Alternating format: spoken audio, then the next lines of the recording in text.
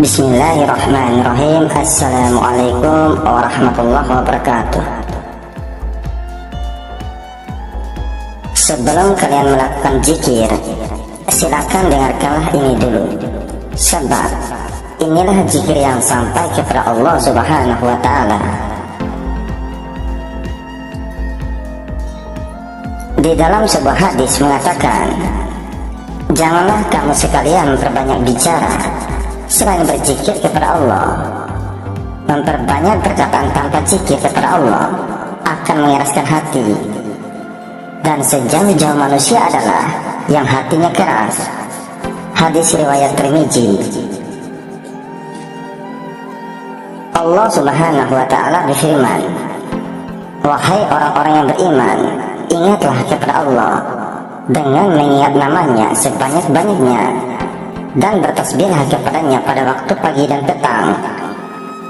Al-Quran Surat Al-Ahzab ayat 41 dan 42. Dan juga Allah Subhanahu wa Ta'ala berfirman, yaitu orang-orang yang beriman dan hati mereka menjadi tentram dengan mengingat Allah. Ingatlah, hanya dengan mengingat Allah hati menjadi tentram. Al-Quran Surat Ar-Ra'd ayat 28. Dalam surat yang lain Allah Subhanahu wa Ta'ala berfirman, langit yang 7, bumi dan semua yang ada di dalamnya bertasbih kepada Allah, dan tidak ada sesuatu pun melainkan bertasbih dengan memujinya, tetapi kamu tidak mengerti tasbih mereka. Sungguh Dia Maha Penyantun, Maha Pengampun. Al-Quran Surat Al-Isra ayat 44. Ketahuilah, di dalam zikirmu engkau harus mengingat Allah. Janganlah sebatas mengingat dari ilmu kalam yang engkau pelajari. Harus dengan rahasia qalbumu yang terdalam. Ibadah itu harus dibangun atas dasar tauhid dan takwa, tetapi harus berada dalam makam ikhlas. Jika engkau tidak mengenal Allah melalui rahasia qalbumu, maka zikirmu itu akan bertindak atas kemauan nafsumu. Dan juga janganlah pernah engkau beranggapan bahwa zikirmu itu engkau yang berzikir, tetapi zikirmu itulah yang mengingat Allah. Serahkanlah zikirmu itu padanya, sebab engkau adalah fakir, membutuhkan sifat tawakal dan keridhaan Allah Subhanahu wa Ta'ala. Sebenarnya zikirmu itu adalah Allah yang berzikir, bukan kemauanmu, melainkan Allah yang berkehendak berzikir dan memuji dirinya. Kita hanyalah alat penzahiran yang diadakan sifatnya semata.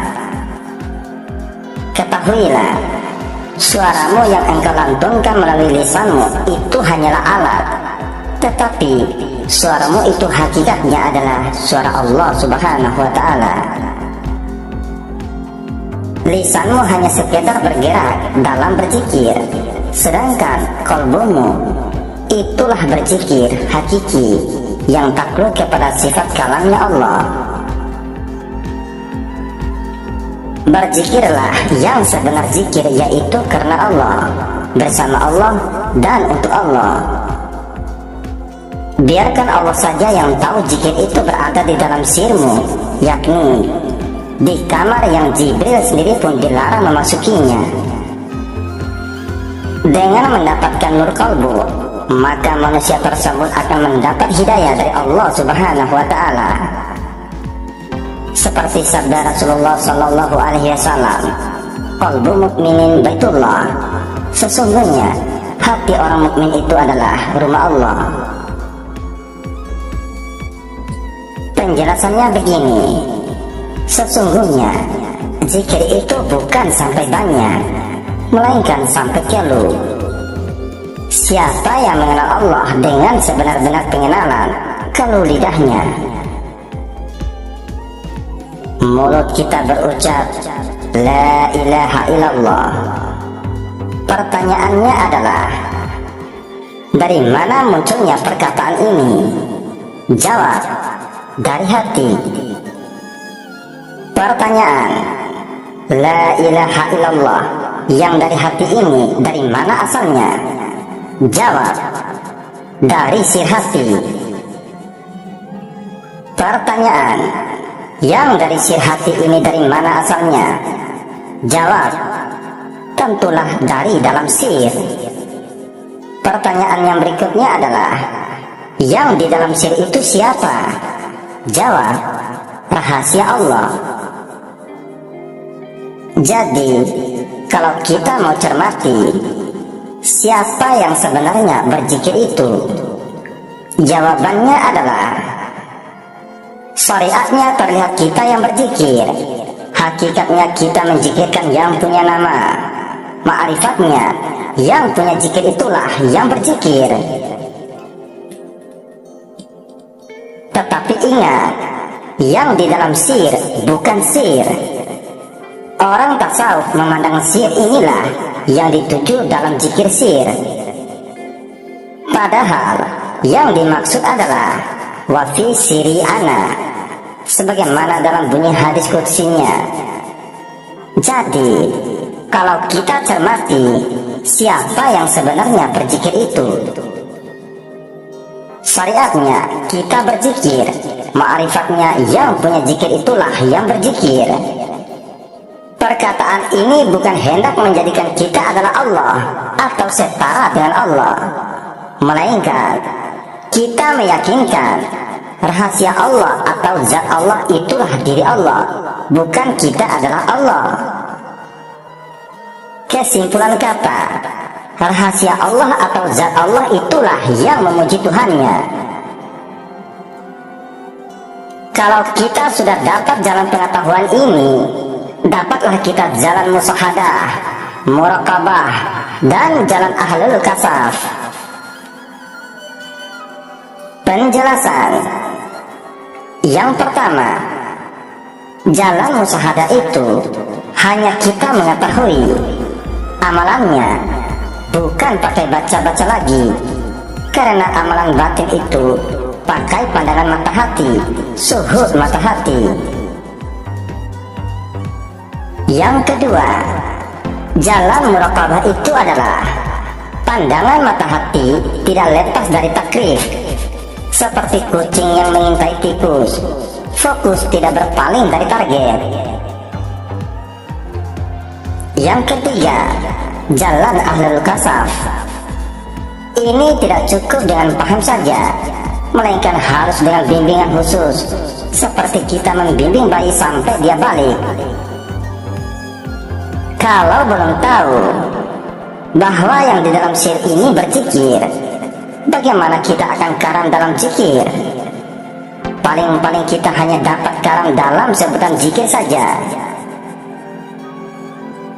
Kalau kita dapat yang di dalam sir itu yang berzikir, tentu berjalanlah kita dengan yang di dalam sir itu kepada Allah Subhanahu wa Ta'ala. Inilah amal yang sampai kepada Tuhan. Jadi, tidak akan mudah untuk karam di dalam sir kalau kita tidak mendapati yang di dalam sir itu yang berzikir. Hakikat daripada zikir pada pandangan syariat adalah mengingati Allah Subhanahu wa Ta'ala dengan melafazkan asma Allah Subhanahu wa Ta'ala, yaitu apa yang ada di bibir sama dengan yang ada di dalam hati. Adapun penafsiran zikir pada pandangan tasawuf, boleh ditafsirkan bahwa zikir adalah satu seruan kepada semua anggota zahir dengan tujuan untuk membersihkan hati, sebagaimana Allah Subhanahu wa Ta'ala berfirman, sebenarnya Al-Quran itu adalah ayat-ayat yang jelas di dalam dada orang-orang yang berilmu. Hanya orang-orang yang zalim yang mengingkari ayat-ayat kami. Al-Quran Surat Al-Ankabut ayat 49.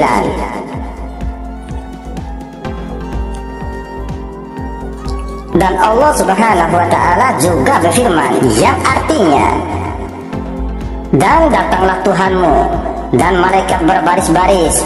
Al-Quran Surat Al-Faz ayat 22. Lenyaplah selenyap-lenyapnya, karamlah sekaram-karamnya, leburkan diri di dalam zikrullah.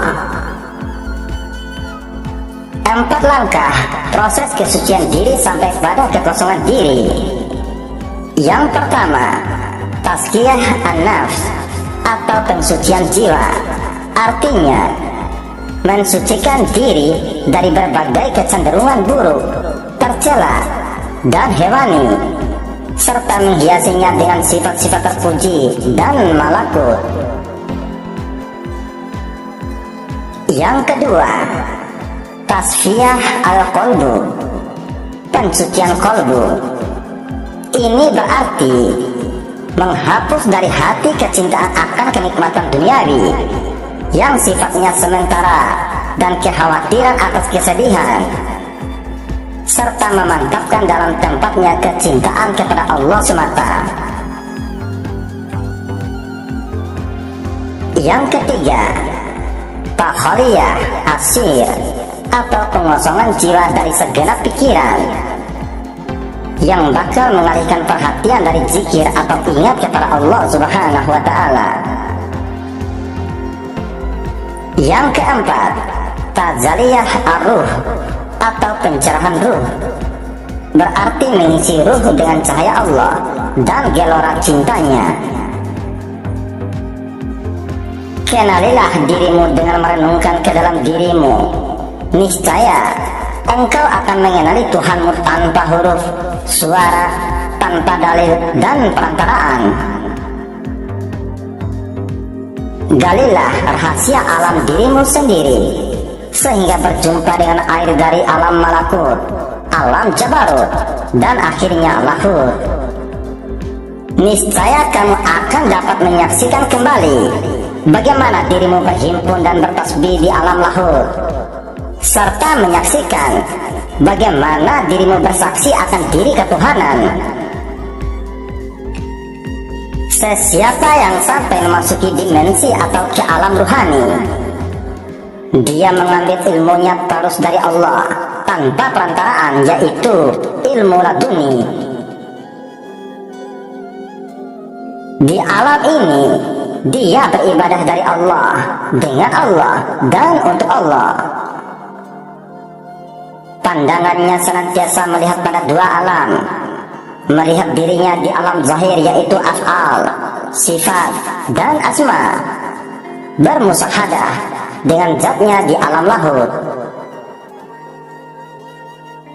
Ada kala mereka itu fana atau lebur penglihatan di alam ini ketika mentazarikan rahasianya, sehingga tiada yang dilihat melainkan Allah Subhanahu wa ta'ala. Ketahuilah, zikir itu ada dua arah. Yang pertama, zikir yang menimbulkan rasa takut dan rasa takut penuh cinta. Rasa takut dan cinta adalah zikir bagi orang yang berzikir bersama diri sendiri. Kemudian dia melihat itu semua karena zikirnya Allah padanya yang menyebabkan zikirnya kepada Allah Ta'ala. Kemudian dia tahu bahwa dengan zikrullah membuat sambung pada zikirnya Allah pada dirinya. Yang kedua, zikir yang melahirkan rindu dan cinta. Sedangkan rindu dan cinta di balik zikir adalah zikirnya orang yang mengingat zikirnya Allah di zaman azali hingga tiada maujud dan sirna diri di dunia, kemudian sampai abadi. Lalu dijumpai bahwa ingatan Allah padanya telah ada sejak azali, abadi selamanya.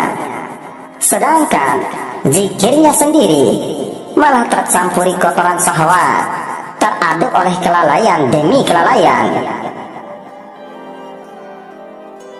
Maka sangat berbeda jauh antara orang yang masuk pada Allah Ta'ala dengan melihat zikirnya sendiri, dan antara orang yang masuk kepada Allah Ta'ala dengan melihat anugerah dan kemuliaannya. Perlu diketahui bahwa zikirnya hamba kepada Allah Ta'ala, jika dibandingkan dengan penyadaran zikirnya Allah Ta'ala pada si hamba, ibarat debu di bawah derasnya hujan. Salah seorang arifin berkata, "Dan dengan zikirmu kepadaku mendahului zikirku sungguh teragung. Engkau beri anugerah besar hingga aku tak mampu mensyukurinya. Wahai Tuhanku, bagaimana mungkin hamba bisa mengucapkan syukur kepadamu, padahal sesungguhnya sebelum mulutku berkata syukur, engkau telah terlebih dahulu ada mendahului ucapanku." Dengarkanlah ini. Ada yang berzikir karena adanya anugerah di balik zikirnya, hingga hati dan lisannya keluh, akalnya melayang, dia lebur dalam keagungannya, bergerak dalam kemuliaannya, hangus dalam mencintainya. Di saat dia tahu bahwa seluruh amal itu tidak akan pernah bisa tegak kecuali bersamanya. Ya ilahi Rabbi, bila aku mengenalmu, sesungguhnya engkau telah memberi petunjuk padaku. Jika aku mencarimu, sesungguhnya karena engkau menghendakiku. Jika aku datang kepadamu, sesungguhnya engkau memilihku. Jika aku taat padamu, sesungguhnya karena engkau memberi taufik kepadaku. Dan jika aku kembali kepadamu, itu karena engkau menghampiriku. Ingatlah kepada zat yang mendahului ingatnya sebelum zikirmu, dan cintanya sebelum cintamu. Apapun yang kau zikirkan tak lain kecuali karena zikirnya kepadamu, dan tak ada cintamu kepadanya kecuali karena cintanya kepadamu. Perlu diketahui bahwa sifat terendah dari seorang arif billah adalah bila seseorang hatinya hidup bersama Allah tanpa ikatan apapun, yaitu mengingat Allah hanya kepada Allah. Siapa yang taat kepada Allah Subhanahu wa Ta'ala, sesungguhnya dia taat karena pertolongannya, maka dia dapatkan anugerah. Dan siapa yang maksiat kepada Allah Subhanahu wa Ta'ala, maka karena bagian takdirnya yang dia maksiat kepadanya, punya hati, akal, pendengaran, penglihatan, namun tidak bisa dipergunakan, bagi Allah ada hujah untuknya. Ketahuilah bahwa anugerahnya mendahului ketaatan hambanya sebelum dia taat, dan keadilannya mendahului maksiatnya sebelum dia berbuat maksiat. Pertanyaan, apakah arti zikir? Jawab, zikir itu artinya mengingat, bukan menyebut-nyebut, bukan membaca-baca, bukan bernafas-nafas. Yang terakhir ini yang paling jauh menyimpang dari makna zikir. Adapun untuk membantu jasad mengingat, disyariatkanlah mengirimkan puji-pujian kepada Allah Subhanahu wa Ta'ala. Namun tetaplah prinsip zikir itu mengingat, bukan menyebut-sebut, bukan membaca-baca. Hanya ada dua jenis zikir. Yang pertama, zikir zahiri atau nyata, dan zikir khafi atau tersembunyi. Sebaik-baik zikir adalah zikir dengan samar, dan sebaik-baik rezeki adalah rezeki yang mencukupi. Nabi juga bersabda, zikir yang tidak terdengar oleh malaikat pencatat amal mengungguli atas zikir yang dapat didengar oleh mereka sebanyak 70 kali lipat. Hadis riwayat Baihaqi. Syariatnya kita berzikir atau jasad melalui mulut dan nafs melalui hati sanubari. Sedangkan zikir zahari ma'rifatnya adalah rahasia Allah, ruh atau hati Rabbani. Itulah yang berzikir, zikir khafi. Penjelasannya begini. Yang pertama, zikir zahari atau zikir hurufiah. Syariatnya kita berzikir, jasad melalui mulut dan nafs melalui hati sanubari. Zikir zahari mewiridkan puji-pujian kepada Allah dengan lisan atau dalam hati. Zikir ini masih berhuruf atau hurufiah, bersuara dan berbentuk. Zikir zahari ini zikir yang dilakukan oleh nafs dan jasad. Bisa dikatakan zikir zahari ini baru zikir qauli dan fi'li. Mulut atau hati mengucap, jemari tangan menghitung jumlah. Jadi menyebut-sebut bacaan zikir subhanallah di dalam hati itu masih tergolong zikir zahari karena masih berhuruf, bersuara dan berbentuk. Suara hati sanubari masih bisa didengar malaikat, masih terdeteksi oleh malaikat. Zikir zahari ini ada kelemahannya, yaitu baru zikir level jasad dan nafs. Jadi daya tahan kita berzikir bergantung pada stamina jasad. Kita tidak bisa berkekalan mengingat Allah setiap waktu atau non-stop dalam keseharian. Ketika kita sedang berbicara, kita tidak bisa mewiridkan puji-pujian dalam hati. Tidak percaya? Coba saja sekarang juga. Ketika sedang tidur, kita tidak bisa mewiridkan puji-pujian. Belum pernah ada orang dalam tidurnya mengingau subhanallah, subhanallah sepanjang malam sampai terbangunnya. Yang kedua, zikir khafi atau zikir kamaliyah. Makrifatnya rahasia Allah, ruh atau hati Rabbani. Itulah yang berzikir. Zikir khafi ialah zikir yang tersembunyi, tidak terdeteksi oleh malaikat pencatat amal. Karena zikir ini tidak berupa huruf, tidak bersuara dan tidak berbentuk. Ada juga yang menyebut zikir khafi ini sebagai zikir siri atau zikir rahasia.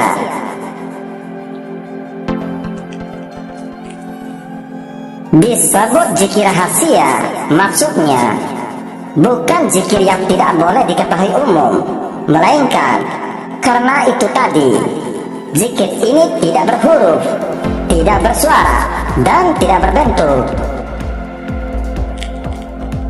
Pertanyaan, maksudnya bagaimana zikir yang tidak berhuruf, tidak bersuara dan tidak berbentuk itu? Jawab, ingat lagi makna kata zikir itu apa? Makna kata zikir itu mengingat.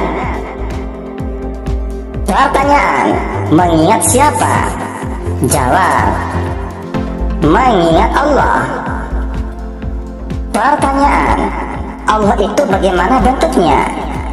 Jawab, laisa kamitslihi syai'un. Quran surat Asy-Syura ayat 11. Tidak sama dengan segala sesuatu. Allah bukan berupa huruf alif lam lam ha. Alif lam lam ha itu rangkaian huruf pembentuk namanya, bukan diri Allahnya sendiri. Lafaz sebutan Allah itu hanya nama Tuhan yang disuarakan, bukan diri Allah itu berupa suara. Allah juga tidak berbentuk, karena justru Allah itu pencipta segala bentuk. Maka setiap yang memiliki bentuk pasti makhluk. Setiap yang memiliki bentuk bukan Tuhan. Bukankah ketika mengingat sesuatu atau makhluk atau orang, kita ingat akan bentuk wajahnya atau kesan tentang orang itu? Ketika mengingat sesuatu atau makhluk atau orang, kita pakai pikiran dan perasaan. Pertanyaan: ketika mengingat Allah yang tidak sama dengan segala sesuatu, bagaimana? Jawab: diamkan nafas dengan cara mendiamkan pikiran dan perasaan. Karena setiap yang bisa dipikir dan bisa dirasa pasti makhluk, bukan Tuhan. Pertanyaan: bagaimana cara mendiamkan pikiran dan perasaan itu? Jawab: ya, jangan ada yang dipikir-pikir dan jangan ada yang dirasa-rasa ketika beribadah. Beribadah, ya beribadah saja, tapi ketika melakukannya, pikiran dan perasaan jangan jalan-jalan kemana-mana, diamkan. Itulah artinya kamu sebenar-benar mengingat Allah. Itulah praktek sebenar-benar zikrullah. Dengarkanlah firman Allah ini yang artinya, Allah menghendaki kemudahan bagimu dan tidak menghendaki kesukaran bagimu. Al-Quran Surat Al-Baqarah ayat 185. Zikir khafi ini disebut juga zikir kamaliyah, artinya zikir yang sempurna. Pertanyaan: kenapa dikatakan zikir yang sempurna? Jawab: karena itu tadi, zikir yang akurat dalam mengingat Allah yang tak bisa ditafsir itu, ya hanya bisa dengan diam. Zikir khafi ini disebut juga zikir kamaliyah, artinya zikir yang sempurna. Dikatakan zikir yang sempurna karena zikir ini tidak berhuruf, tidak bersuara, dan tidak berbentuk. Pertanyaan: adakah berupa huruf? Jawab: bukan. Pertanyaan: adakah suaranya? Jawab: kalau bersuara bukan diam namanya. Pertanyaan: adakah diam itu berbentuk? Jawab: tidak ada. Zikir inilah yang bisa tetap berkekalan setiap waktu, setiap detik, bahkan ketika kita sedang tidur, bekerja, berbicara, dan melakukan apapun yang tidak melanggar syara dalam keseharian kita, 24 jam non-stop, berkekalan doain beserta Allah. Zikir khafi dengan cara mendiamkan pikiran dan perasaan inilah yang bisa tetap berkekalan setiap waktu, setiap detik, bahkan ketika kita sedang tidur, bukan dengan zikir nafas.